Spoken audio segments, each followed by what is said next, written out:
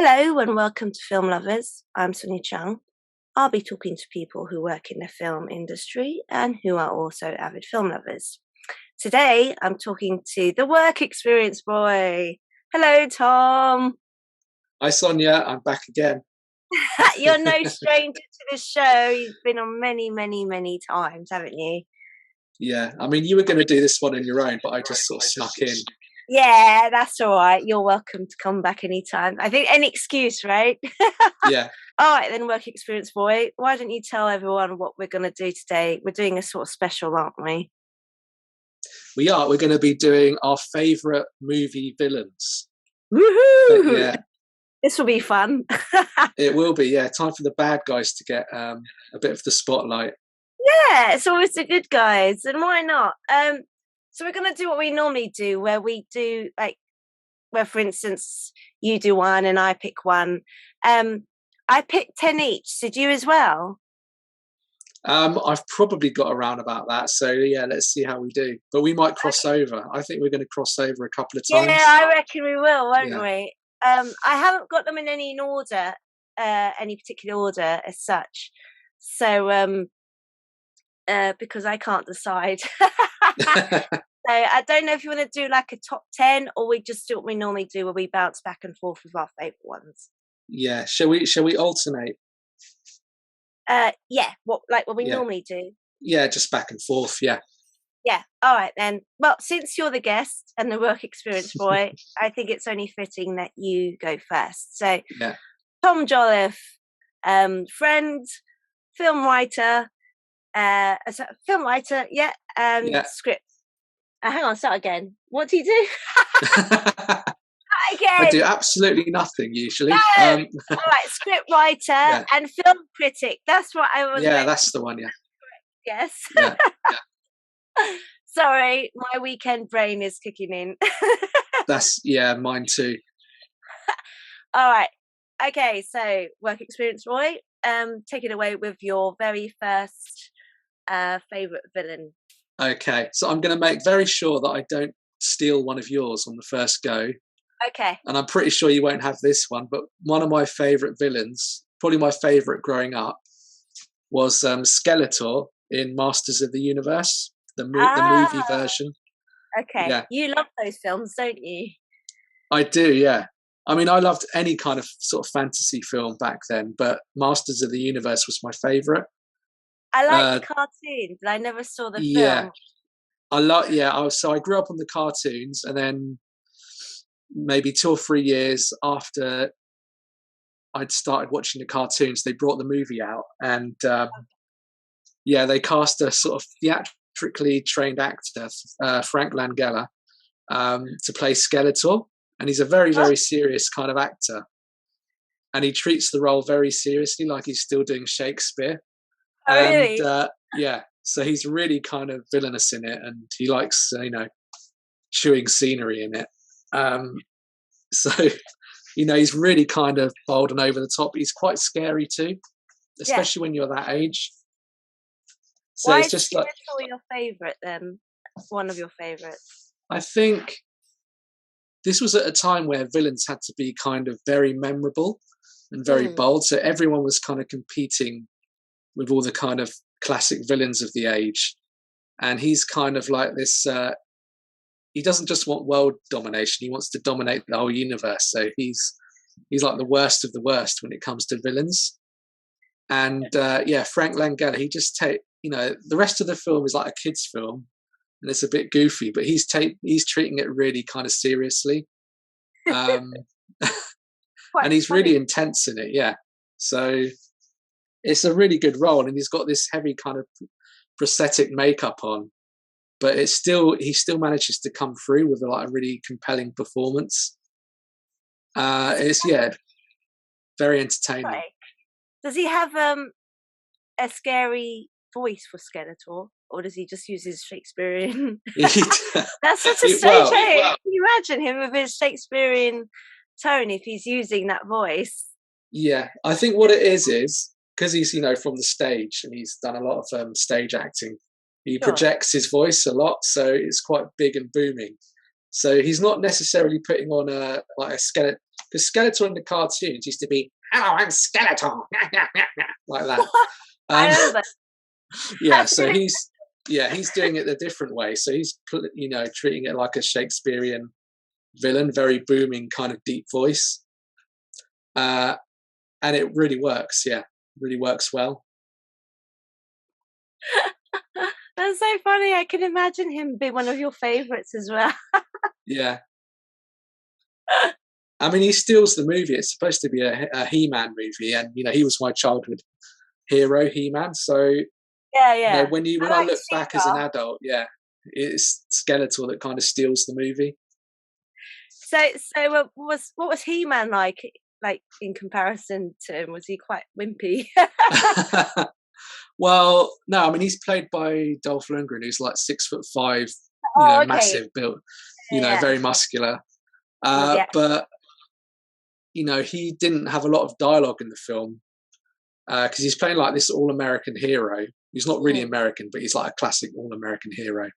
But he was from Sweden, and his English was decent, like better than Arnold Schwarzenegger, but he still had the slightest hint of an accent, so they didn't give him much dialogue. He just had to stand there looking buff a lot of the time. Yeah. So yeah, Skeletor does get to show off a little bit more in terms of acting and his dialogue, and he gets some good dialogue as well. Is he clever, or is he just neurotic? He's well, I think he's like very cruel and relentless, but he's also got intelligence as well. Okay. Yeah. So yeah, and I mean it's quite an interesting villain for that kind of film.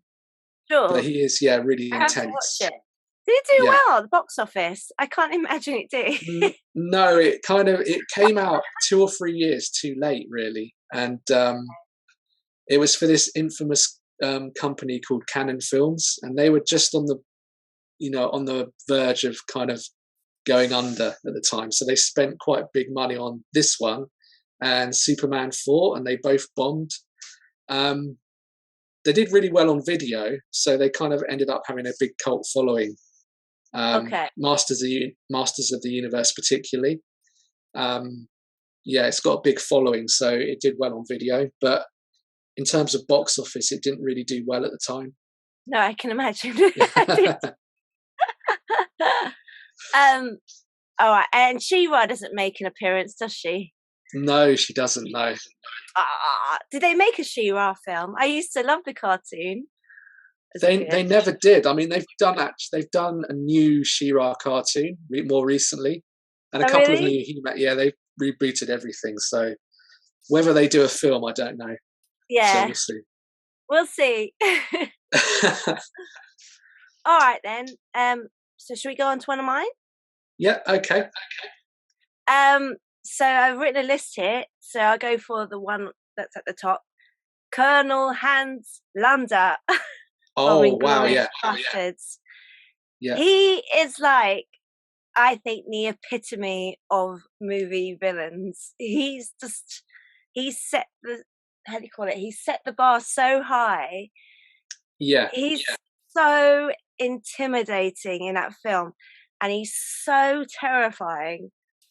But at the same time, what's really ironic is that he's really likable. Do you know what I mean? You could really imagine yourself like being a guest at a dinner party with him and really enjoying his company or something. He's a bit like Hannibal Lecter, because in a way, like Hannibal Lecter, even though he's a terrible person and he eats you, but do you know what I mean? He's calculating, he's menacing, he's always like one step ahead of you, and you do not know what he's thinking. He's kind of got that double bluff, a bit like a poker face, doesn't he? He does. Yeah. Like, I mean, he kind of draws you in, doesn't he? Because he's so kind of amiable, or it seems like he's amiable, but there's just that hint that something, is going on behind his eyes. Yeah, and I don't want to give it away in case people haven't seen that film. I mean, it is a typical Tarantino film, but if it wasn't a Tarantino film with all the gore and all that stuff, it's actually a really, really good war film. And he really plays like a lot of Tarantino plays a lot of like homage to, you know, those sort of Second World War films that were really popular um at the time. I mean, when was there a string of them? Was it like the 60s and 70s? You know, like the was it like the Big Yeah, Escape? I mean they probably had a big run on them in the 50s, going into the 60s, Yeah, yeah. um, What and was the one with then Steve McQueen? Was that the Big oh Escape? yeah, the Great Escape, that Great Escape. was early 60s, I think. Yeah, there was Yeah, quite a lot of them, weren't there, at that time? yeah. And then And they that was kind of had this run of like exploitation films in the 70s, so like more like B movies that did kind of yeah, war films and things like that. So he was yeah, also yeah. inspired by those as well. Well, you know, Tarantino is a huge film buff in it and a film nerd. Yeah, So he's got on record talking a lot about, you know, the kind of films he used to watch growing up and how they used to have you know, back to back films. They don't do that in a cinema now. Like you used to pay and see two like back to back. It was kind of like a yeah. weekend. You had the high class film, and then afterwards it'd be like the trashy film usually. Is that what it was? Is that what Yeah, it was? usually, yeah. So you had the A movie and the B movie essentially. Ah, Yeah, I wish they still did that. That must have been quite an interesting experience to sit. I yeah, mean, that sort of kept you busy for the whole of your Saturday, really, didn't it? So, um, but let's get back to Hans Lander. Yeah, I mean, I've pretty much said everything that can be said about him. I mean, there's one point in that film where, um, oh God, I mean, I don't want to give away too much. I mean, I won't give away, you know, the ending or anything, but you know, there's that scene. Don't listen to this, guys. If you haven't seen any, you want to watch. Spoiler alert. You've seen it, Tom, yeah, haven't you? yeah. Yeah, yeah, yeah. Well, I mean, So you what know, kind of film fan hasn't seen a Tarantino film yet? I Honestly, know. Well, come on, especially that people. film. I mean, there's Yeah, so many amazing actors in that film, but you know, the bit that sort of sets the scene. It's literally the opening scene, isn't it? When it's one of the best opening scenes in recent oh, times. Yeah, that scene is just like you think, oh, there's this nice little farm, this dairy farm, this nice family, and then his daughters and his family are like, oh, so, the you know, look, this car, the Nazis are coming, and obviously everyone's on edge, right? Because it's the Nazis coming, and yeah, they're in France already. So you know, Colonel, that's the first thing we ever see. No, the first scene we ever see of Colonel Hans Lander. Comes across as this really nice gentleman. Is like, oh, your daughters are so beautiful, and all this kind of stuff. And you know, the guy who's harboring, you know, the Jews under his floorboards yeah. is really like, I Well, don't he's want to trying to say sort it, of but play I'll it say very calm, it's isn't he? well, yes, but he's literally, sorry to say, shitting his pants, quite frankly. You know what I mean? Because he's got this very intimidating, he's like he's not a Gestapo, is he? He's like what they call him, the Jew hunter. I mean, and even he says, I'm Yeah, not a Jew hunter. That was just a nickname bestowed upon me, you know. Um, and you know, he comes across as so nice. He's having this sort of casual chit chat on the table, but you can see by the farmer's face that, you know, something's coming, right? Uh, and then at the end, Colonel Hans Lander sort of gets down to, you know, the nitty gritty of it, and he's really clever because he picks up on the fact that if there are Jews hiding, that they can't speak English, can they? So they switch to yeah, English. Um, you know, and he says, "You're harboring Jews, aren't you?" And he goes, "Yes." And he goes, "Okay, we will now switch back to French and carry on with the charade." And he's so, oh, he's terrifying. And then there's that scene where he goes, "Ah, bonjour, mesdames." And it's all these Nazi soldiers coming with these big guns, and they're literally about to kill and massacre. What's her name? Shosanna's entire yes, family. yes. Shazana's family. Yeah, He lets her go, and she's running off into the distance, and he can just about, um, get a, what do you call it? Get a bullet in for her, or whatever, because she's just at range. But he lets her go, doesn't he? Which is like, because he knows she's going to be absolutely traumatized that her entire family has been massacred, and it's just and that's just like the best beginning ever.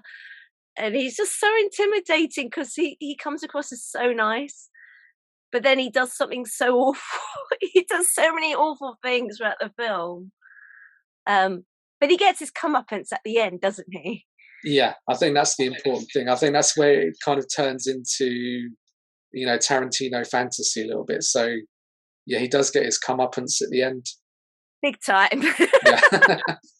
Big time. And he's quite clever because towards the end of the film, I mean, this is another spoiler alert, but we've pretty much given quite a lot now.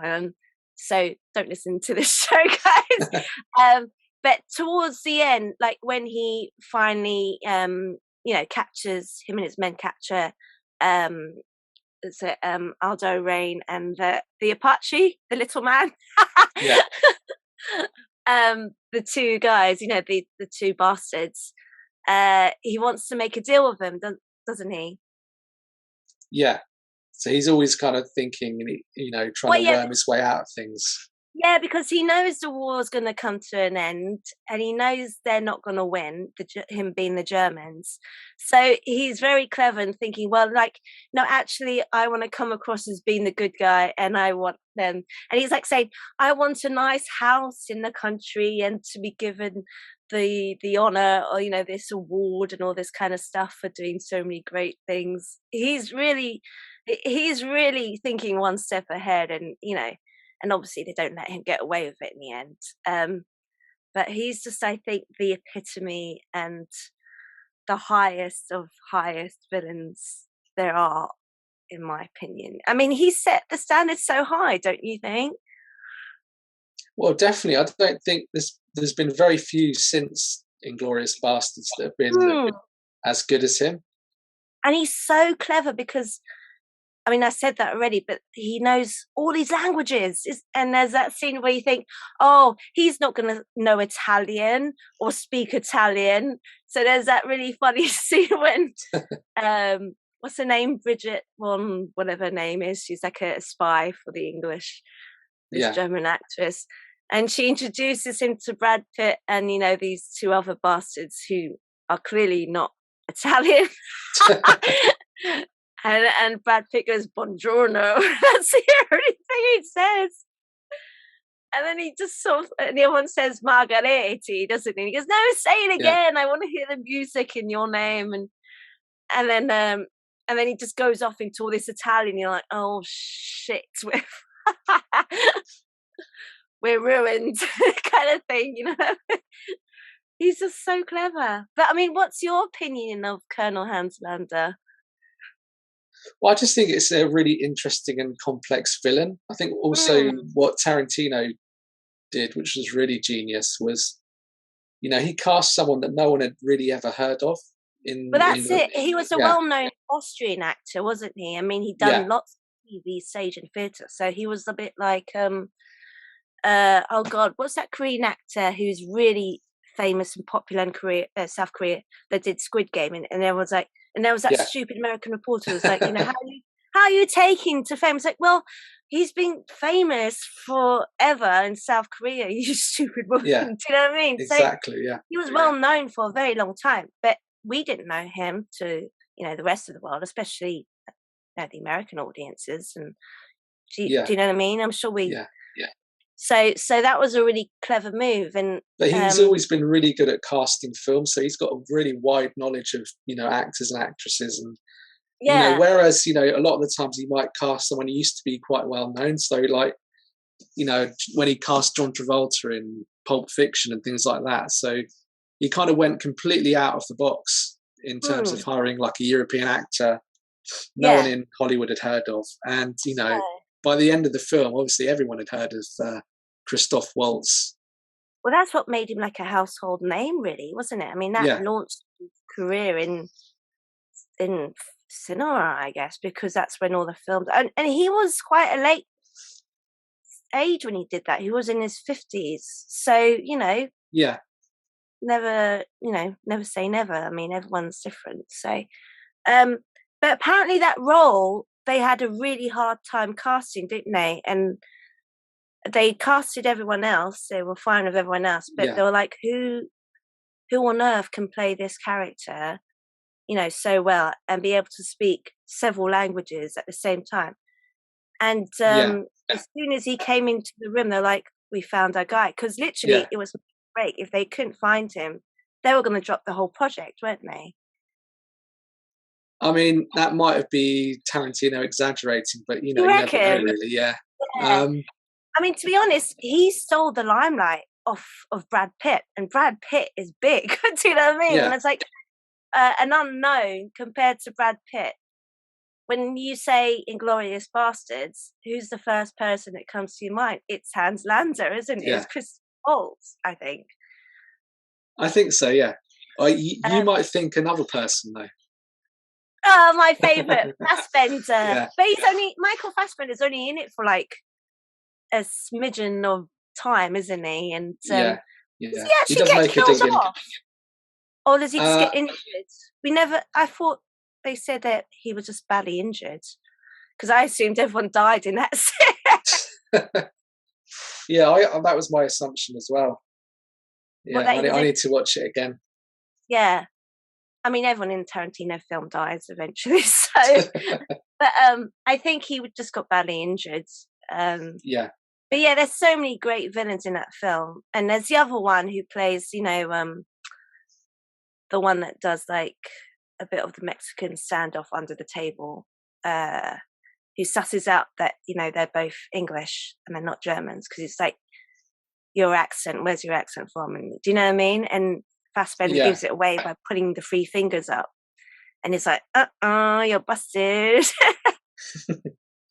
Because another one is that classic poker face thing of not really revealing.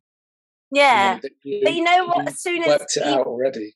But you can see as soon as because the Germans, when they put 3 fingers up, they do. What do? They don't do the same for us. We put our 3 middle ones up.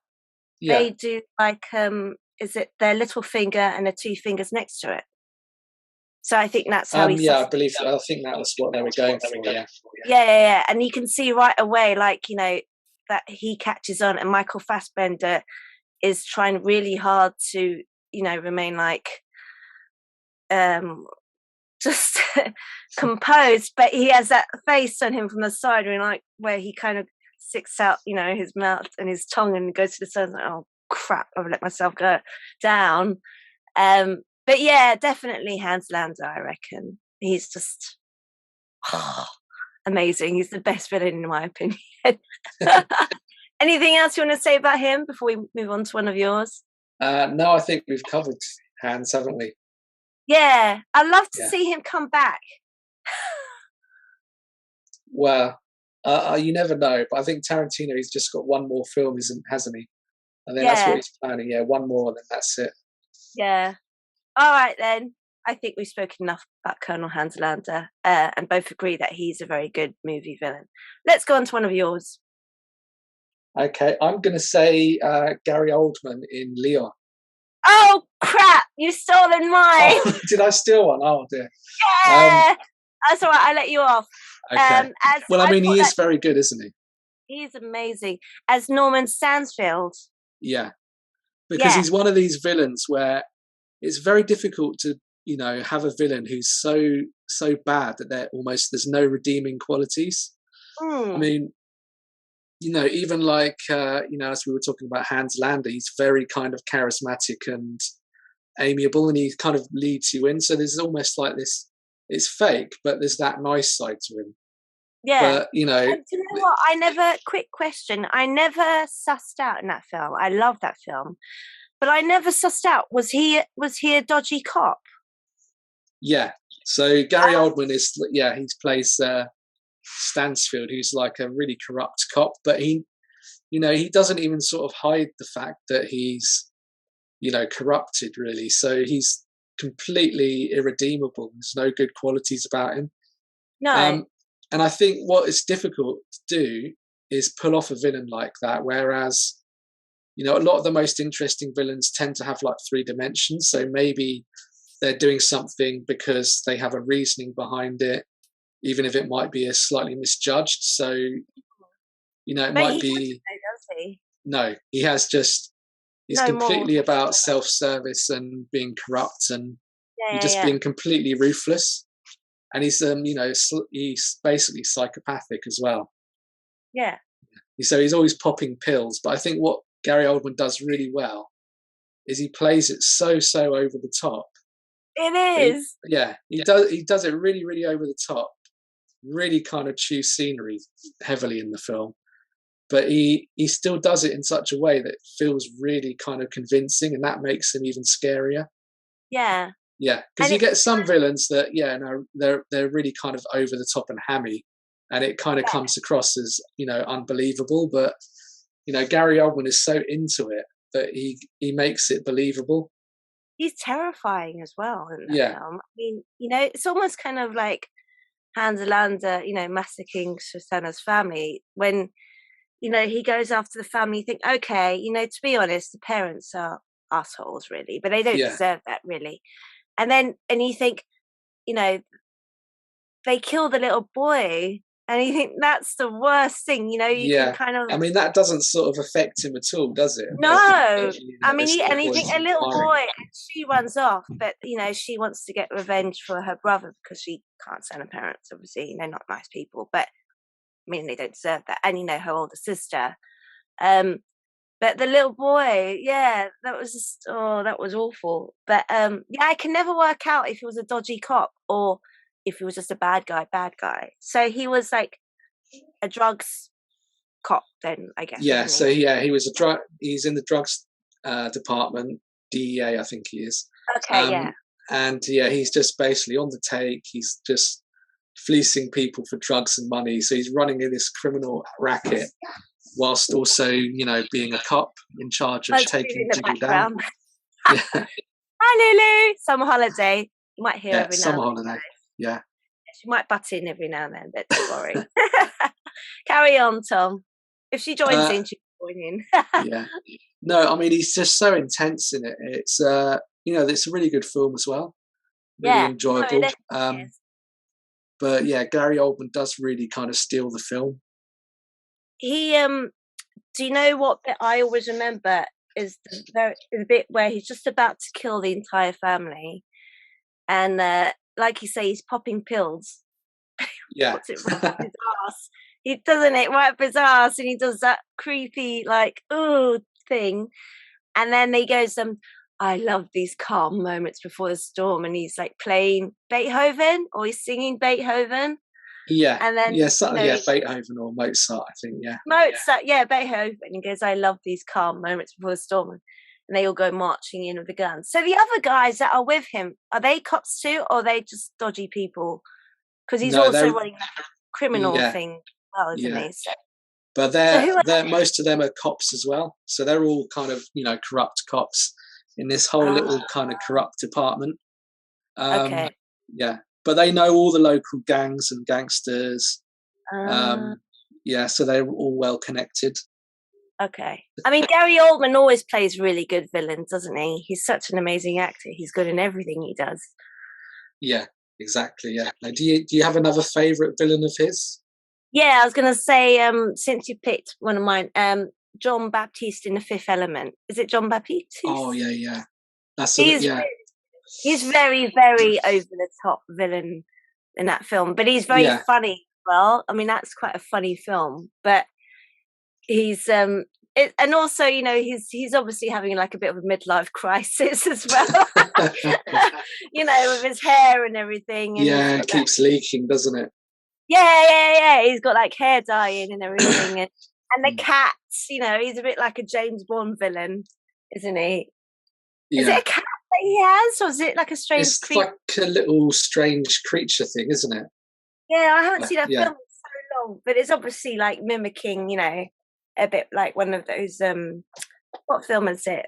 yeah. James Bond. James Bond kind of thing, like Blofeld, Yeah, which classic one is villain. it? The one of like the Doctor Evil with the cat. I mean, not Doctor Evil's Austin Powers, but that's Yeah, another sort of parody of James Bond. But there's all those kind of like references, to James Bond in a way. Those sort of, homage references, with the evil villain and their cat stroking it. It's kind of like, you can see this sort of manipulative long slides it does along the fur and stuff. It's just like casually playing, with this thing. But yeah, he's very good in that film as well. So, yeah. All right then. So should we go on to one of mine? Yep. Okay. Who have you got next? So, to make it fair, I've done male, woman, male, woman, male, woman, because obviously women can play just as well as at being a villain on film. Yeah. So I put Annie Wilkes, Misery. Oh wow, yeah. She's very good. And I knew that you'd like it as well, that choice. So yeah, I love that film. That's a great film. And she's so good in it. Yeah. She is. And you know what, like, to be honest, there's only really two of them in that film. I mean, there's obviously like, his author and, the police involved, etc. But pretty much along the whole film, it's just them two. And didn't he go stir crazy? Because like the entire shoot was literally in that bed. And he was doing it day in and day out. Yeah. Possibly, yeah. And she's like, she comes across as like, this really nice lady, this nurse, and you think, oh, he's been rescued because he's been in this terrible car accident. He's an author and he's just finished his book and gone on a holiday to celebrate, in the mountains and stuff. And he's had this terrible car accident, and she saves him, and she's so, buff that she can literally carry him on her shoulder and take him home. And she's so likable, and she's like the lady next door, the nice lady next door who's your neighbor kind of thing. Except that she doesn't really get out much, does she, Tom? No. So I mean, she comes across quite sort of amiable and nice, and yeah, I mean, she's never kind of evil about what she does. She's kind of just well, you see sort of along the film, yeah. You can kind of see along the film that she's not quite right in the head. Yeah. Because, she obviously she's like, I'm one of your biggest fans, and he's obviously very flattered. And she goes, I love the Misery books, because it's like, he's got a lot of these books, hasn't he? It's a bit like a franchise. So, who's Misery? Is that the person in his book, or is that a pig? I can't remember. I can't remember exactly. It's a woman, isn't it? Side, yeah. But I mean, he's about to kind of finish his book, isn't he? So he's kind of gonna kill her off and put it all to bed.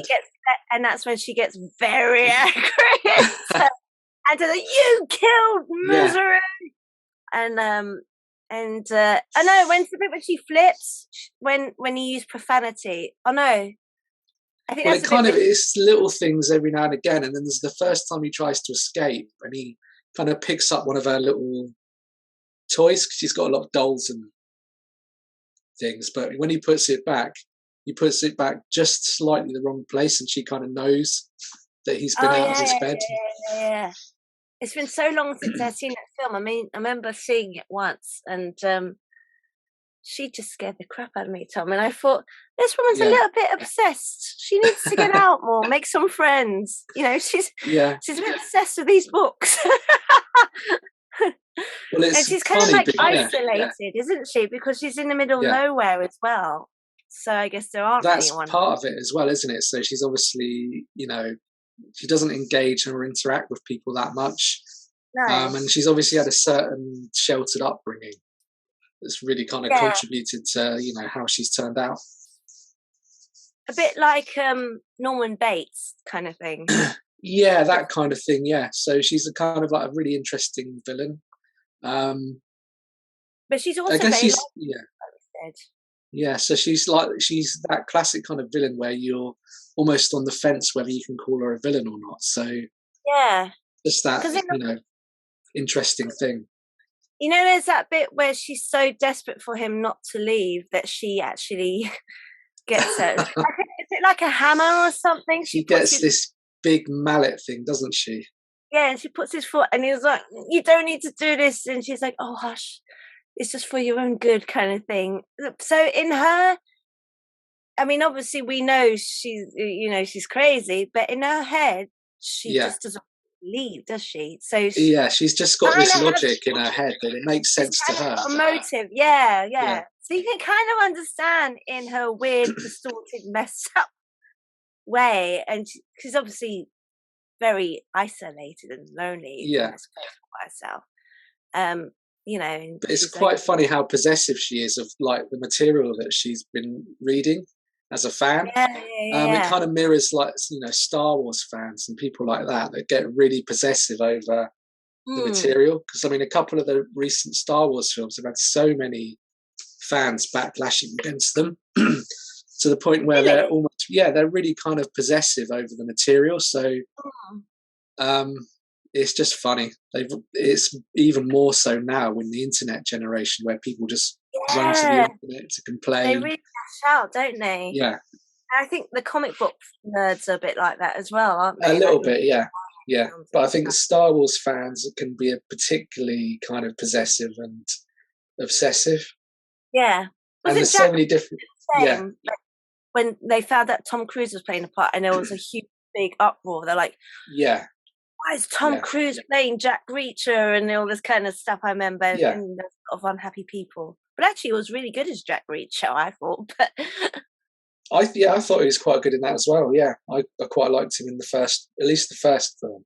yeah, yeah. Yeah, But yeah, you're right. She's kind of mimicking, a bit like the obsessed fan, really, isn't she?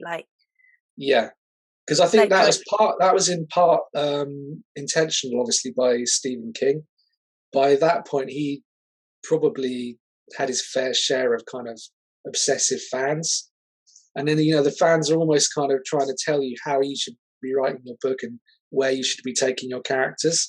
hmm, And I think he's had a few very kind of obsessive fans over the years, but I see. that was kind of his little reference to that. Yeah, that's Because actually very obviously, clever. yeah, Isn't it? So in a way, yeah, Paul Sheldon, the James Caan character, is basically him, really, isn't it? yeah. I mean, he has written quite a few films where the protagonist is a writer. Hmm. Yeah, Like Jack Torrance in The Shining. yeah, Yeah, you're right. Are you there? I am. Yeah, and Oh, they okay. often have similar issues that he's had over the years. Um, with substance and drink and things like that. So he's always put a bit of himself or darker sides to himself into some of his characters. Yeah, Yeah. definitely. All right then. Is there anything else you want to say about Annie Wilkes? um, Anything to contribute towards just it? never get into her bed. No, and That's it. never go Yeah. to a house, I think. No. And also maybe don't give her any books to read. Especially No. if you just finished a novel. That's not a good idea. Yeah. All right then, let's go on to one of yours, lovely. Okay. I'm worried I might steal one of yours here again. Don't worry, go for it. Speaking of Stephen King, you Hmm. did kind of half just mention it. Yeah, Jack Torrance in The Shining. Okay, no, I haven't written that down. So why Okay, Jack? yeah. I think he's one of my favourite villains Hmm. because, again, he's He's a one of nice these guy that's at the really, beginning, isn't he? yeah. He's a really He's good guy, to be honest with. Just goes a bit bonkers. he goes. Well, I think what it's interesting is that you even at the beginning you get these senses that he's a little bit highly wound, And that I'm you can thinking, kind of he would snap quite easily. yeah, Yeah, I he's guess got like a temperament to him, and I think you get senses that he's had anger issues before, and obviously he makes reference to that later mm. in the film. And he's an But alcoholic. yeah, he's had Yeah, alcohol problems and sort of he's been in trouble before with lashing out at the boy Danny. But I think The Shining is just such a really kind of unique horror film. mm. Really kind of it's just classic Stanley Kubrick because he filmed everything so kind of impeccably, and he was so pedantic about getting everything exactly how he wanted it. So Yeah. he was famous for 50, 60 takes, and he He was really drove Shelley Duvall mad. I know, poor woman. Yeah, but I mean, he was always quite easy with Jack Nicholson. I think what he liked that Jack gave was this unpredictability each time he set for a new take. Whereas Mm. he wanted something very specific from her. With him, with Jack Nicholson, he was quite happy to get something a little bit different each time, or a little bit surprising. Yeah, Um, I guess. yeah, so Jack Nicholson, a bit like Gary Oldman in Leon, he really kind of goes, very over the top, but he does it so believably, because you can see in his eyes he's completely lost in the role. Mm. Yeah, so he's kind of terrifying in it, and then the whole film is really atmospheric and creepy throughout, so it's a really good combination. Yeah. I know he's also very unpredictable, isn't he? A bit like Leon, Yeah. because I mean, like you say, I mean, he's a good family man, and then obviously these bits come in where you can see his temperament dropping every now and then, and then you kind of get to the point where, because they're the only three of them, it's only them three in that hotel. It's cabin fever, isn't it? Because it's shut off, it's Yeah, snowing, and there's and then no. you got the possibility of those outside influences like the spirits getting to him as well. And Yeah. he's obviously quite susceptible, so he's quite easily swayed. It doesn't take a lot of persuading in No, like it's the weird second that half they for him don't. to murder his family, does it? So No, but it's weird that it doesn't get to Shelley Duvall. Why did that happen? Is it just because he's more susceptible to it? I think it's that, and he's got that dark side in him. Yeah, Um, and it doesn't take a lot for it to kind of flip and go to that level. yeah, yeah. Yeah, Such a scary film. yeah, It's I really love that creepy. film. Yeah, It is really hit. But Stephen King hated that film, didn't he? he did. Yeah, because I think his problem was that Jack Nicholson played it in such a way that you can almost see he's a bit crazy at the beginning. He's just got a Mm, certain. I don't know whether that's just Jack's face, whether his eyebrows and the eyes go up, and yeah, he's quite expressive, and he's got that kind of slightly insane grin. yeah, yeah, Maybe yeah, it's just Jack's face, but I mean, Stephen King thought that there was not enough progression from being completely sane to the end where he's gone mad. yeah, And I think, yeah, yeah. he didn't like certain other things that were omitted from the film, No, because he it's very preferred. much it's definitely more of a Kubrick film than Yeah, Stephen. yeah, Stephen Yeah, King film. Because Stephen King preferred the TV movie because he thought that was more like his. yeah, they stayed almost very faithful to his book. Yeah, yeah, Um, yeah. Which I yeah. can see that resemblance. All right then. Anything else you want to say about him? No. Should we move on to one of yours? Yeah. I'm gonna put. Here's a funny one: The Queen of Hearts from Alice in Wonderland, 1955 animated film. Okay, good. I thought you were Not going to the say the Tim Burton one for a second. no. Do you I know shouldn't what have doubted you. I worked? Yeah, you should know. I worked at. I remember when that film came out. I worked at the Odeon for about 6 months. Yeah, Um, and I got annoyed with Tim Burton because he's just a bit too much for me. I don't know why. I've never really been into his. I mean, I love his crazy, eccentric, weird look, but I just never got into his stuff. It's too much for me. Do you know what I mean? I don't know yeah. if it's. I don't know. I just never got I into think it. it's been even more so since he started to move on to doing things a lot more with CGI. It's more over Yeah, the top. But I used to but love that's the early ones like Beetlejuice and yeah. Edward No, I can Scissorhands. imagine I would have Yeah, liked those films too. But it got a bit too much, I think, over the years. But yeah. So I put The Queen of Hearts from the animated film. I was looking it up on YouTube yesterday. I just think that chick, uh, she's not, mm, she's not very stable. no, You don't want to make her angry. She's got a hell of a temper on her, hasn't she? yeah. I think she's that classic Disney villain, isn't she? So a lot of the Yeah, she's Disney so villains would have great. big explosions of anger. And she's just like, 1 minute she's like really nice to Alice. She goes, "Your way, always my way."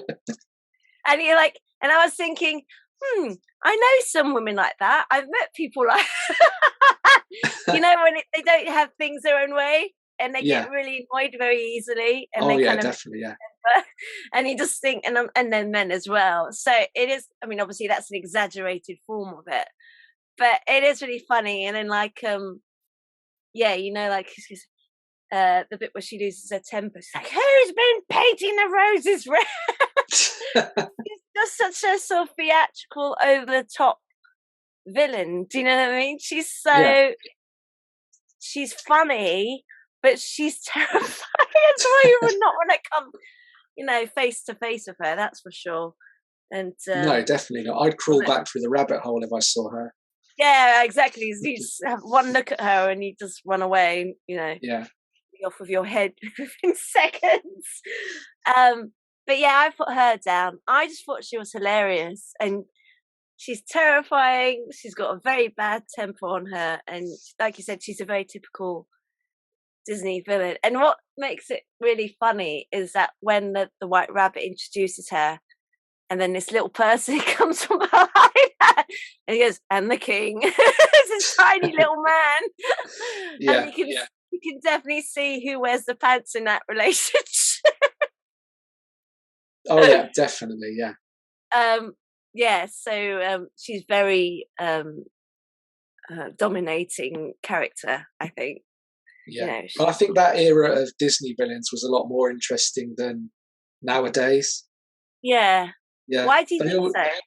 I think they just played it more kind of, down the middle, really. Just, that's a villain, that's a hero, and it was quite clear. Whereas today they always want kind of to put a bit too much backstory in, or they want to make it a bit more complicated because they don't want to paint them too evil. I think they weren't afraid to just really go wild. No. And also, I think everyone's a bit too politically correct, and especially, I guess, Disney cartoons are meant to be a family thing, aren't they? So So you can't have people too irredeemably villainous now. So they always have to have a side where they always have to kind of give you half an explanation of why they're being so evil. Yeah. And maybe they don't go as big and broad or as quite as scary now as they used to. With some of those villains, they used to have quite creepy animation as well. Yeah. There's just something about the fact it was hand drawn. There was a little bit more personality in it. Yeah. So I always enjoyed that era of villains. Like the witch in. Yeah, she's quite terrifying, isn't she? Yeah. Snow White. No. Yeah. Maleficent in. Maleficent and Snow White, the witch in that one as well. She's terrifying. Yeah. Yeah. You must have scared a lot of children when that film came out. That was like. It must have done, yeah. But I think back in that era and all the way up to the 80s, they just didn't mind scaring children, did they? No. Was it the child catcher in Chitty Chitty Bang Bang? Yeah. Loads of the 80s fantasy films had really scary villains as well. Yeah. Yeah. Yeah, definitely. But they were the best, I think, those ones. But yeah, the Queen of Hearts, I just think she's hilarious, she's terrifying, she's so over the top. She's just a woman you don't want to mess with, really. Stay out of her way. But yeah, definitely. For sure. And like I said, I'm sure you have as well. We've all met people like that. But I can think of some women who are a bit like that, where they don't like to be told otherwise, if you know what I mean. Yeah, I've definitely met a few Queen of Hearts. Yeah. Have you? And a few, male equivalents. I'm not one of them, am I? Oh, definitely not, sweet. Definitely not. No. Okay. My daughter occasionally, but I think all 5-year-olds occasionally they have that moment where they turn into a Disney villain. I let her off. She's 5. Yeah, she's 5 though, and then you can't send a Disney villain to bed, but you can still send a 5-year-old to bed. Do you know what's funny though? Is that we do come across characters like that. I mean, obviously, that, like I said, that's a very exaggerated form, but it kind of mimics life because it takes all sorts in as well, doesn't it? And like you said, I mean, there have been women that I come across who are very, like in the past, who are very intimidating, and because she seems like nice, but you can see she's a bit two-faced. She's two-faced, isn't she? And I've definitely come across women like that for sure, where they're like all nice to you, and then behind your back. Do you know what I mean? And also, like if you tell them, I don't agree with this, or for instance, if you tell them something, you can really see the contempt in their eyes, and no, or they have an answer for everything, don't they? They have an answer for everything. So if you point them out that they're wrong, they don't like that. They really don't like that. So she's one of those people for sure, I think. Yeah, definitely, yeah. But yeah, that's a bit like life imitating art, really, isn't it? Or the other way around, art imitating life, whatever you want to say. But for sure, I think Disney was very good at doing that sometimes. Yeah, definitely, yeah, particularly back then. Yeah. So, is there anything else you want to say about the Queen of Hearts? I think I've pretty much said it all. No, I think we've covered her. All right, let's crack on to one of yours. Yeah. Okay, I'm going to go for. I hope I'm not stealing one of yours again. Doesn't matter. I'm going for Arnold Schwarzenegger in the Terminator. Okay. Oh no, I haven't put him down. All right, why the Terminator? So I mean, the first film is one of my favourite. It's probably one of my favourite horror films. A slasher film, isn't it? It's kind of like a bit of a blend. So it's like action, sci-fi, and horror. But I think it does really kind of identify really well as a horror film because it's essentially that kind of classic slasher formula. This relentless, creature that's just constantly chasing them down. Yeah. And then James Cameron, he based the whole film off this nightmare that he had, where this thing was kind of relentlessly chasing him. Yeah, you told me. Yeah. So I think that's what really works really well about the film is just how much of like a nightmare it feels like. I think we've all had those kind of nightmares at some point where something's constantly after you just can't shake it off. No. And I think it's one of the best examples of that kind of film. And I think what Arnie did really well was he played it so kind of robotic. I mean, everyone thinks it's quite easy to play a cyborg, like a soulless killing machine. Yeah. But so many people have done it before and after, and they've either underplayed it or they've overplayed it. But he gets it just right to the point where you can almost see. So when you see from the Terminator's POV in the red, and you've got all these little, you've got all these formulas and calculations coming down, written on the screen. You can almost see that in his eyes when he's moving his head around. You can just see the computer kind of doing its thing, going. Beep, beep, beep, beep, beep. And he's reacting, isn't it, to what he seen, all the information coming up on the screen. Exactly. Yeah, it's just the way he moves. He doesn't overplay. He doesn't kind of do like a mime act. No. Like RoboCop's different, and it really works well with RoboCop, where he's moving like a mime. He's doing that robotic movement. That wouldn't have worked any half as well in something like the Terminator because it's a completely different kind of thing.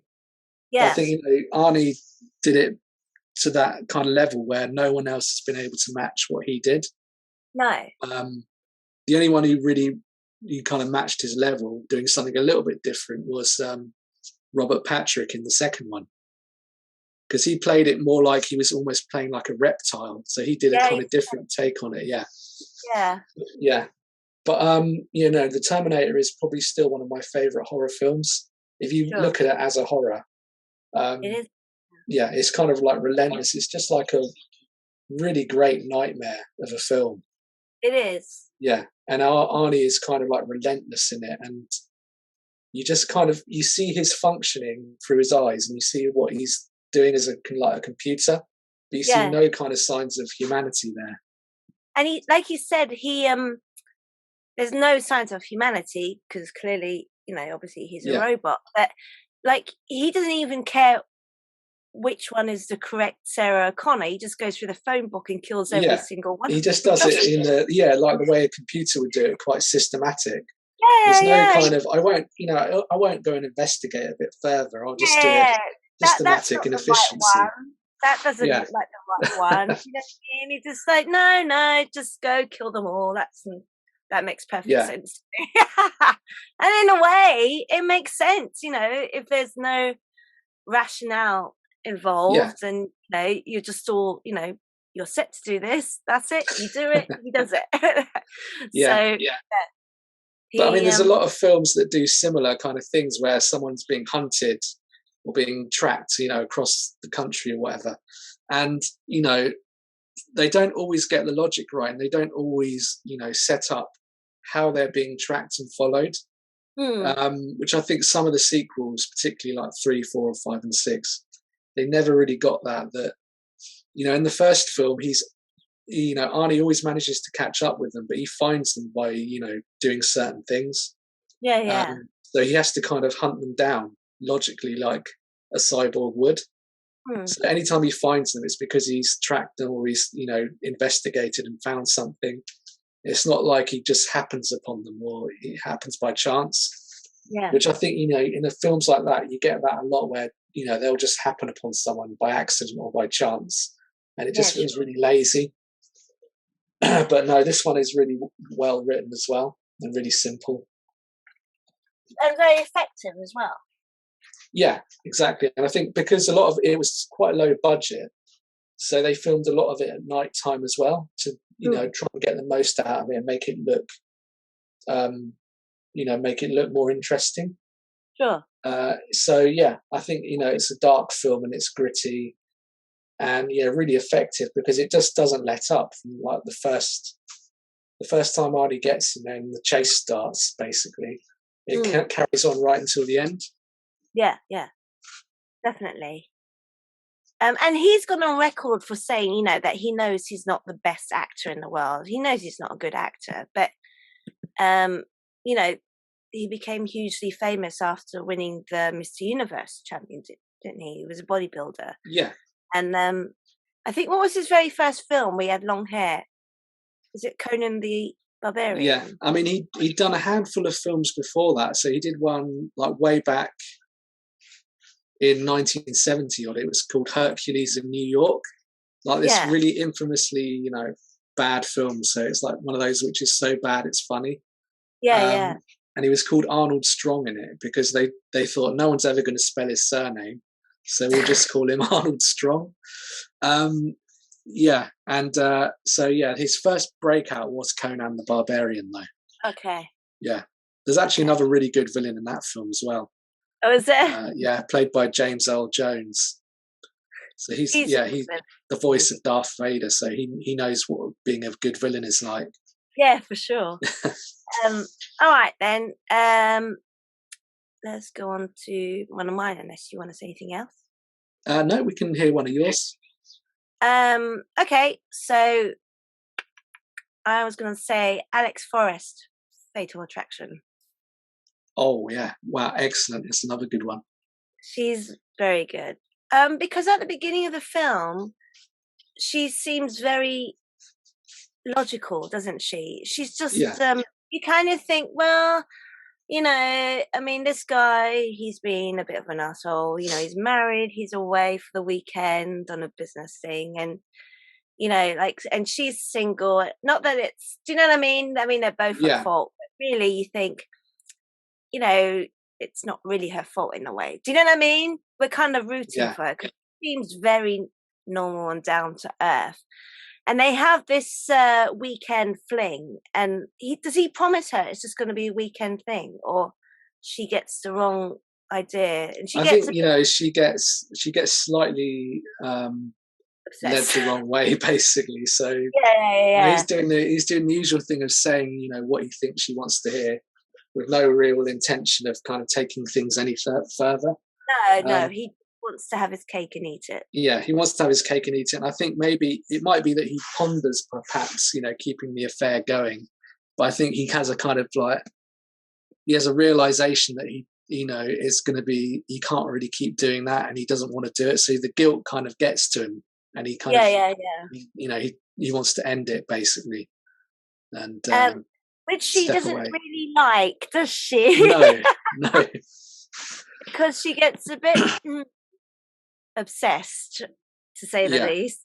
Starts calling his work and then she turns up, doesn't she, at his workplace? She goes, well, you won't answer my calls, and she's like, I won't be ignored, Dad. And you think, oh God, you've picked the right one here. This was like a nightmare film for every Casanova in the country, in America, where they thought, oh my God, this could happen. Yeah, but the thing is, you kind of think, actually, in a way, for the guy, you think, good, you should get your comeuppance.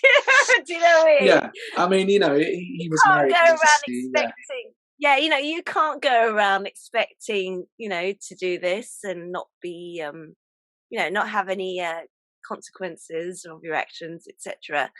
But she takes it a little bit too far, doesn't she? She does, yeah. I mean, it's just, yeah. She's very desperate as well, I think. And she's quite, you kind of think she's clearly, she's, Glenn Close has gone on record for saying she's mentally ill, and she's obviously, she is. But she's also very lonely, and she's very desperate. So you can kind of understand her motive in a way. But he's kind of leading her on, isn't he? He just kind of, like, there's one point where she, it's quite sad that she, tries to slit her wrists and kill herself. And he's obviously worried. And she thinks, oh, he really loves me. He's really worried about me. And then he goes home to his family. So he doesn't seem to really, he's not really invested in that idea, is he really? He's just sort of. No, he just, at that point, he just wants damage limitation, doesn't he? So he just wants to make sure he's not going to lose his wife and his, everything he's got in a messy divorce. Exactly. So in a way, you can kind of understand her motive, and you're rooting for her until the point where you realize she takes it far too far, and she starts stalking him. And the scariest bit is when she picks up his daughter from school. And that's quite terrible. And the rabbit was a bit mean, I think. That was a bit over the top, but that did launch the poor rabbit. That coined a whole new phrase, didn't it? Bunny boiler. Yeah, that was a bit too much. That must have not done very well with animal lovers and the RSPCA. No. I think there were a couple of versions of the film. One of the versions might have cut that out. So. Oh, sorry. Can you say that again? You cut out. Sorry. Oh, so no, I mean, there were a couple of versions of the film. I think one of them might have cut the bunny bit out, but okay, because it did, like as you say, it didn't really play well with audiences, which kind of thing never does really. But it was really good performance. Well, you need a bit of controversy, don't you? So that's obviously going to bring people in, even though they're angry about it. They're going to be like, oh, exactly, yeah. I mean, that was the big thing that the big talking point, wasn't it? That was it? Yeah. When it came out. Yeah, they always said, because obviously it launched a whole new phrase called bunny boiler. Yeah. And everyone kind of talked about it. It was the big talking point of the film. A bit like Basic Instinct, which obviously was inspired by this, was the leg crossing thing. Yes, and the femme fatale. Yeah, she was, I think, maybe one of the first femme fatales, wasn't she? Maybe I can't. I mean, there were quite a few back in like the classic era, like film noirs in the 40s. Yeah. In terms of like the new era, I think Fatal Attraction really kind of launched that off again. Yeah. And then you had Basic Instinct, Hand That Rocks the Cradle, Single White Female, all these films with these great villains in it. Yeah. Do you know what annoyed me about that film though? Is that like the wife was like, why doesn't she just chuck him? because he's Oh, so. they never chuck them in Hollywood though, do they? No, but just They don't chuck him. Michael Douglas. But he's a horrible person, and like the way he just sort of comes out of it like, oh, I've been having an affair, and she's like, oh, right then, kind of thing. And he just like, I'd be really pissed off. I'd just say, bugger off. I Go mean, that away. is very 80s, isn't it? You can tell it was probably written by a man, wasn't it? Do you I would reckon? imagine, yeah. It must have been.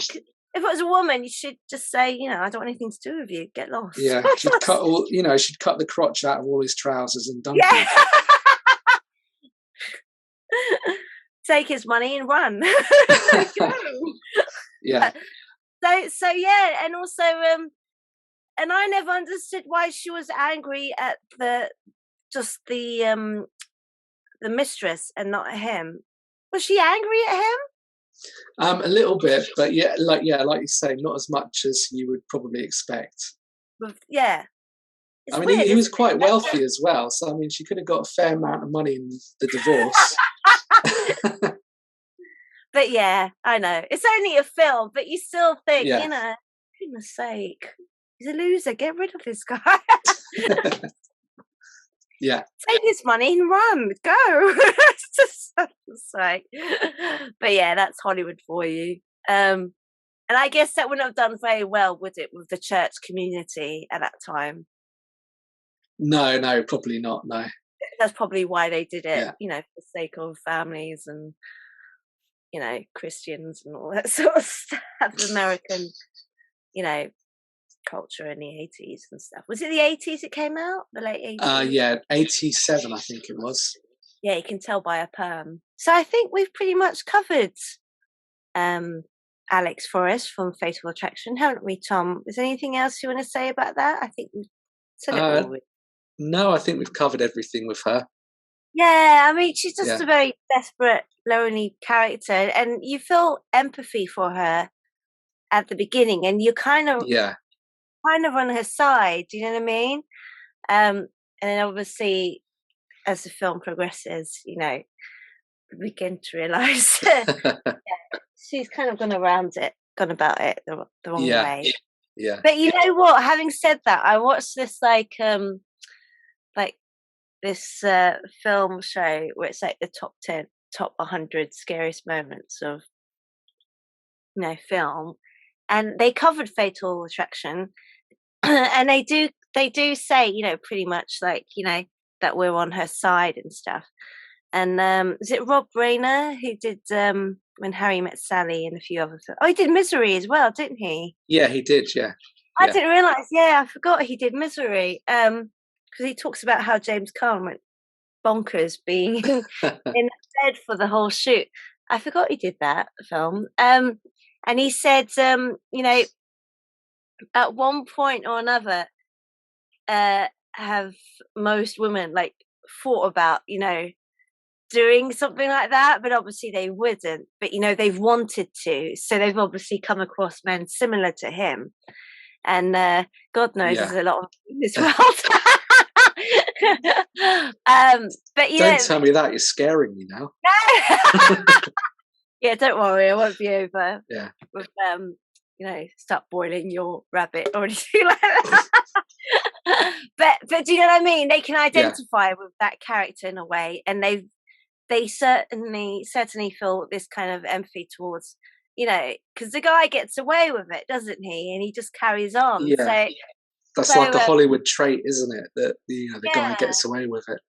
Yeah. So you like you said, like we said, that's finally a film that actually shows guys that there's consequences, of your actions as well. Yeah. So yeah, I think a lot of women can identify with her to a certain point. Do you know what I mean? And up until she starts boiling bunnies. Up until she starts stalking him and all that kind of stuff goes on. But she's clearly not well, is she? No, definitely not. No. And he gets away with a slap on the wrist. And they all live happily ever after. Yeah, the usual thing, yeah. Nice That's Hollywood ending. Yeah, that's Hollywood for you. And actually, the end of that film, originally they weren't going to kill her off, were they? I can't remember what happened, but it wasn't dramatic enough. So, because they showed it to a Yeah. test, and they didn't like the way it ended, because originally she was going to survive at the end, I think. But it wasn't, the big, No, not finale. quite dramatic enough. No. Yeah, so Yeah. so yeah, because she didn't get shot in that one, I don't think. But yeah, of course, they needed a big, showdown at the end. So, but she went on record for saying that I think they spent the whole day filming it, and she was very grubby in that dress. It was really worn out. And apparently, like, she had a break or she went home or something in that costume, and she was really like nervous and worried, that people would sort of notice. And this lady, I think she was walking her dog or something. I can't remember. And this lady came up closer to her, and she thought, "Oh God, oh God, oh God, she's going to say something about this Yeah. awful costume that's covered in fake blood and all this kind of stuff." I think she was on a break, from filming. And then the woman came up to her and went, "Oh, what a cute dog!" So yeah, but I think she's great, Glenn Close. She's a great actress, and she does lots of Broadway and stuff. She's got a really good voice as well. She did what did she do, that show in the West End, Sunset Boulevard. Oh Um, yeah. She was amazing. So yeah, she's also a really good singer, as the kind of aged, sort of forgotten movie star. So yeah, she's an incredible actress. But I mean, there was good chemistry between them, weren't there? Her and Michael Douglas, definitely. Yeah, definitely. I think Michael Douglas had a bit of a run in that kind of film as well, didn't he? He seemed to keep doing it. So Yeah, it wasn't. It was a few years later. He was doing Basic Instinct as well. that's true. Yeah. So he obviously sort of made the time as a way, but Yeah. Anyway, let's move on to one of yours. I think we've come now. So let's go on to one of your choices for one of your favorite villains or villainesses.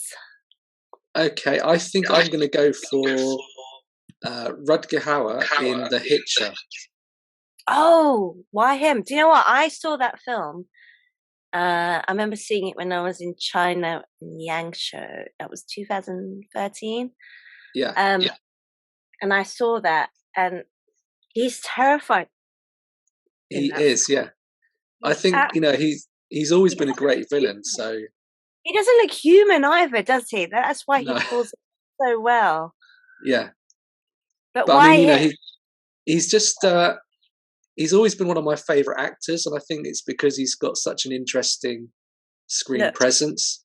Mm. Yeah, I mean, he's always been slightly typecast as a villain, particularly in his most well-known ones. So obviously, Blade Runner was kind of very well known, and that's another one of my favorite kind of villains as well, because it's quite, it's one of those where he's not really the villain. They're kind of like these slaves that want to try and free themselves, basically. So that makes it kind of complex and interesting. But I think, what's great in The Hitcher is they keep everything so kind of enigmatic that you never really learn anything about him, and you never really understand his motives. But it's just so chilling because you don't really know why he's targeting this young kid that he does. He's just trying to travel across country in his car, and then he's just getting terrorized along the highways by this crazed killer. Yeah, but what's funny about that film is that there's a kind of weird thing going on between them, isn't there? I remember that. Yeah. It's very bizarre. It's a bit like do you know what it kind of reminds me of? A bit like, there's that famous syndrome they have where people are taken hostage. Is it Stockholm? Yeah, Stockholm syndrome, yeah. It's a bit like that, isn't it? They kind of yeah. bond in a really strange way. I think it's a bit like a form trauma bonding, because that's what happens, isn't it, in Stockholm syndrome? Yeah, and this kid has this weird kind of, he never really understands why he's being tormented so much, and why he's not being put out of his misery, Yeah, and that kind of interests him and fascinates him, which yeah. kind of is disturbing for him as the lead. But Rutger Hauer is like really chilling, and He's he was quite unpredictable on set, so he would always kind of improvise things, or he would see something like coins and he'd pick them up and do something with the coins. Like there's a scene where he puts them on the lead guy's eyes, so it's hmm, almost as if he's signifying that whole thing. I think it's Greek mythology where you're being taken across to the afterlife, and you've got yeah, coins, yeah, to pay the boatman basically. yeah, So it's just these little thoughts that he puts into his character, just random things, yeah, that make him more interesting. yeah. He's Yeah, he's he's just got such a creepy look about him, isn't he? yeah, He quite died really intense. young, didn't he? I mean, he was in his 70s, but he wasn't Oh, okay. that old. Yeah, I didn't realize. Yeah, and he kind of faded towards the end. I mean, in terms of his career, I think he got yeah, sort of badly typecasted, and they just didn't know what to do with him yeah. It was after. difficult because he did try to have a little run as playing the hero, but it never really took off for him. No. But he's always been one of those really kind of underrated actors where he deserved probably to have more high profile films. But being a character actor as well, it's quite difficult Mm, to get the leading roles. So he did appear every now and again in bigger films, like he did one of the Batman films. He had a bit part in. yeah. Um, yeah, but he was a really great actor. Mm, But particularly when he was playing kind of villains with an interesting kind of angle to them. yeah, yeah. Yeah, Yeah, definitely. No, I mean, it's been years since I've seen that film, but, I mean, I just remember him being so terrifying and so creepy, and this very strange bond yeah, between them. Like he's the young guy is almost trying to make him proud in a very, do you know what I mean? Even though yeah, he's being tormented by this crazy person. Do you know what I mean? He wants to yeah, sort of, it's very strange. I just remember that awful scene when his girlfriend is tied and they rip her apart. yeah.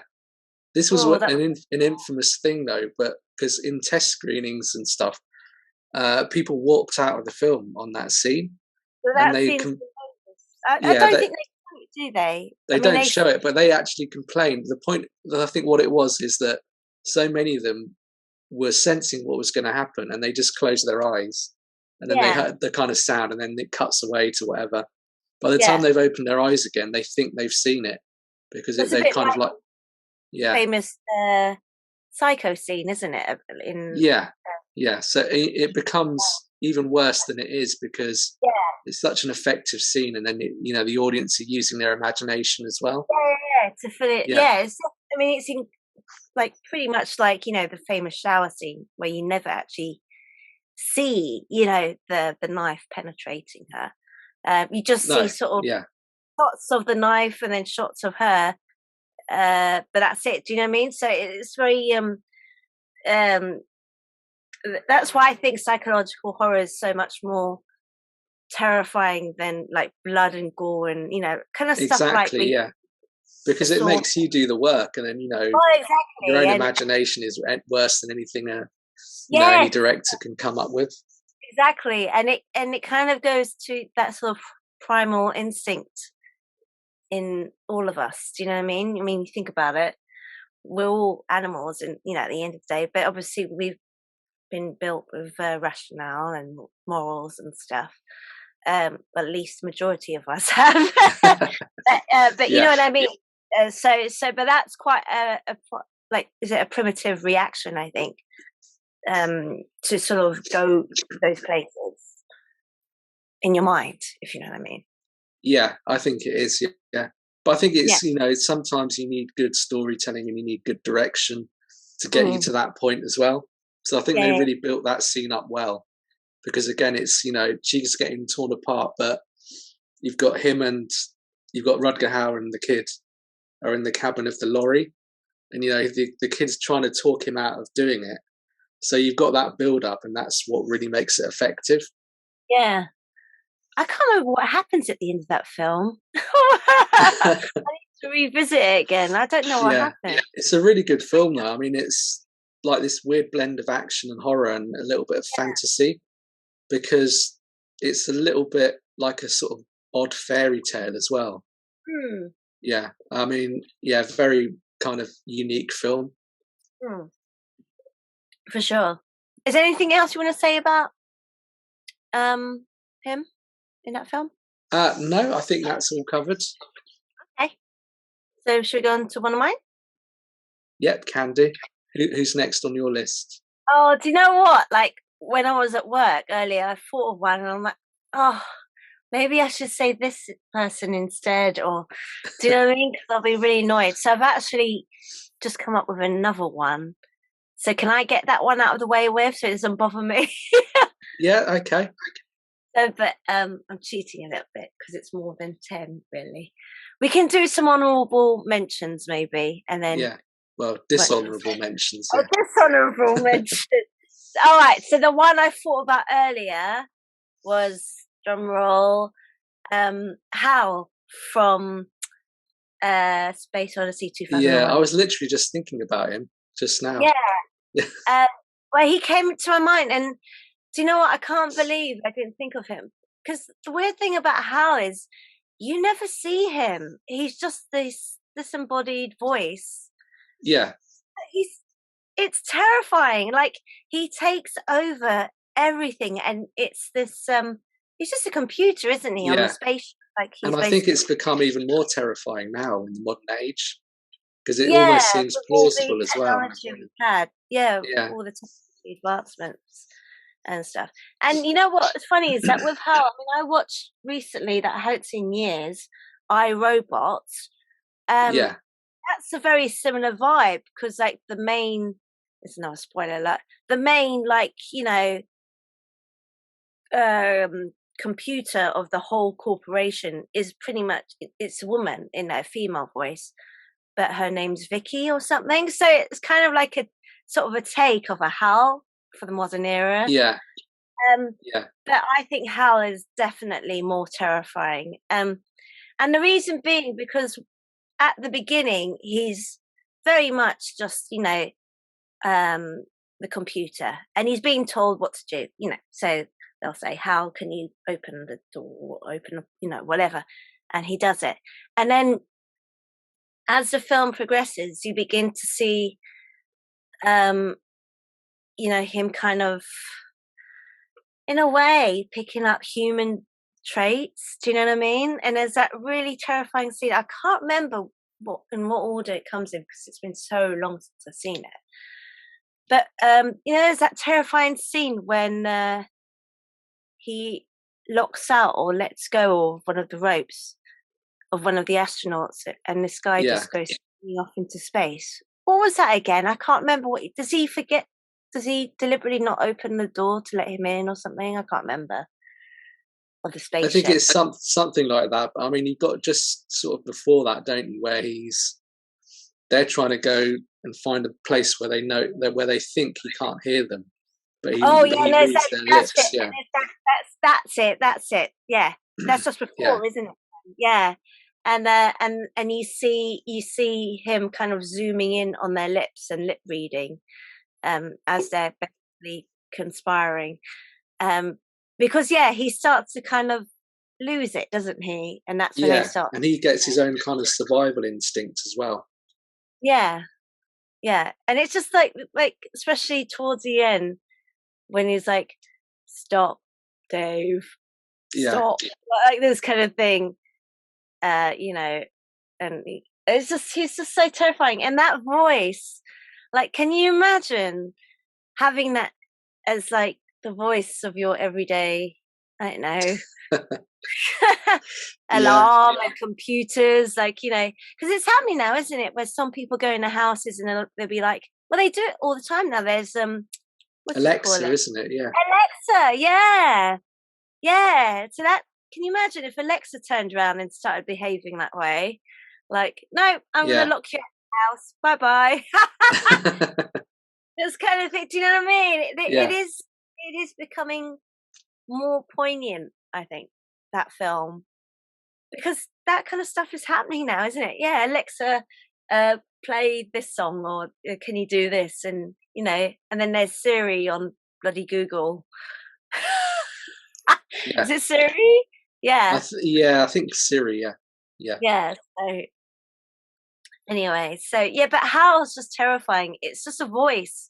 You never see him, and it's obviously it's a male voice, but he's just he develops a brain, almost like a human brain along the way, and he just becomes a bit of a psychopath, doesn't he?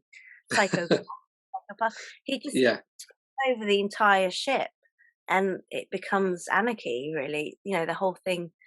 In the end, they're just like, we have to, what do you call it? Like, because I think what he does is he's still kind of tied to his programming, so he never breaks his programming.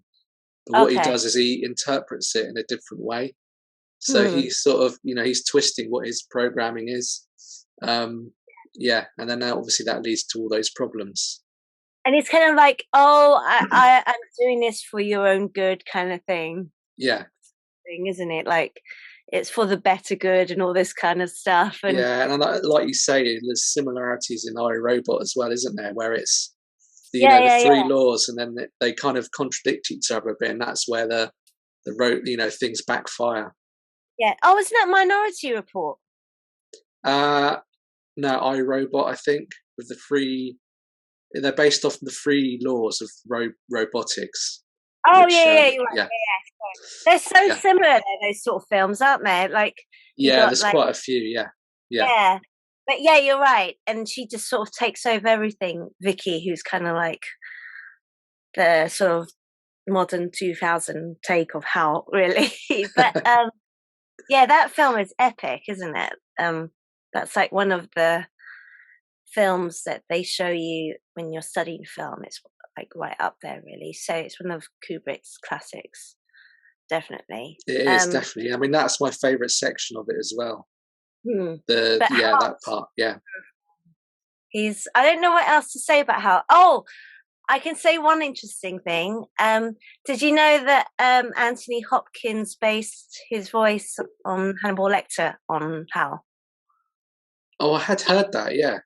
Yeah, and actually that's quite interesting. I can kind of see that now. Yeah, you can see that. So yeah, his inspiration, behind the voice of Hannibal Lecter in those films. I know he was only in one film, wasn't he? The first one. I don't know if he ever appeared in a sequels, or it was. He did. He did a couple of sequels. Yeah.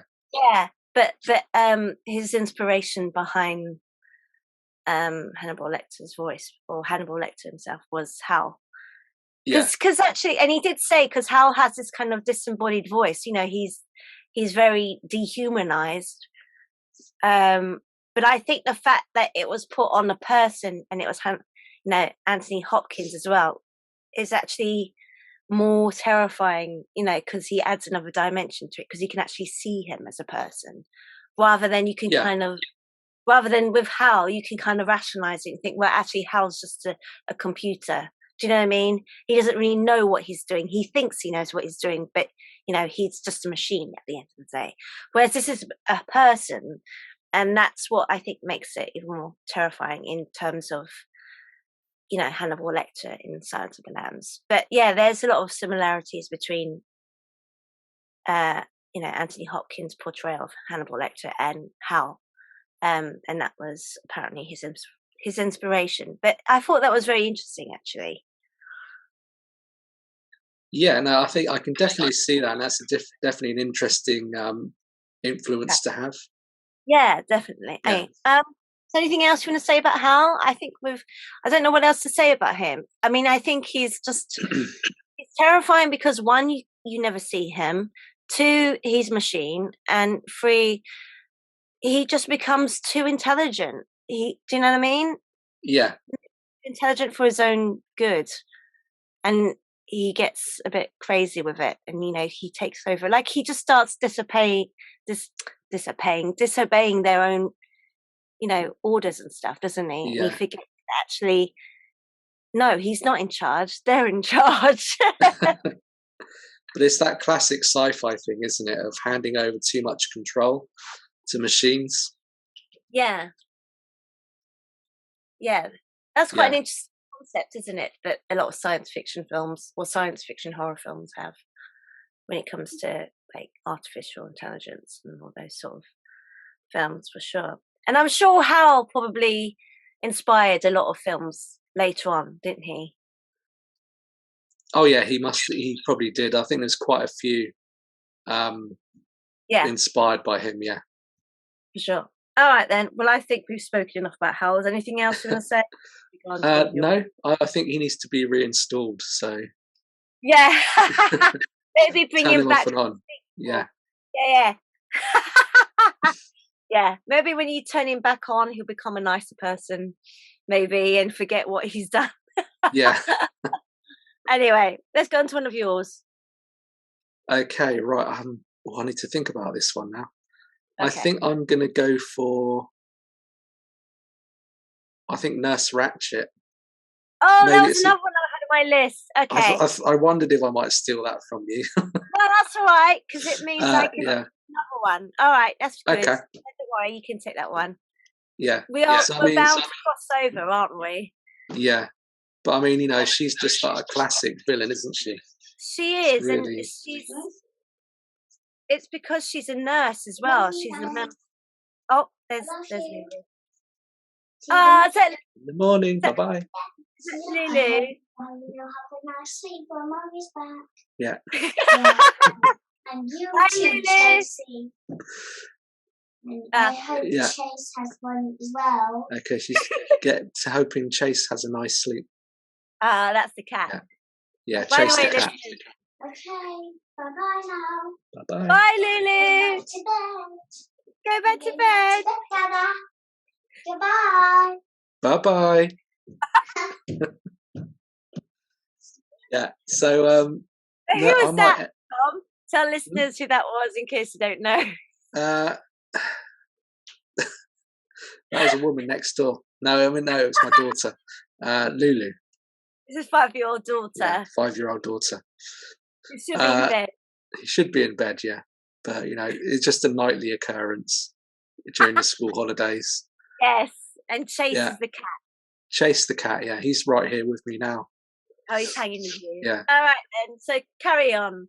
So, yeah, Nurse Ratched, I mean, what can you say about her except she's just the classic nasty piece of work. I mean, you kind of see her kind of manipulating these, mentally ill patients that she's supposed to be looking after.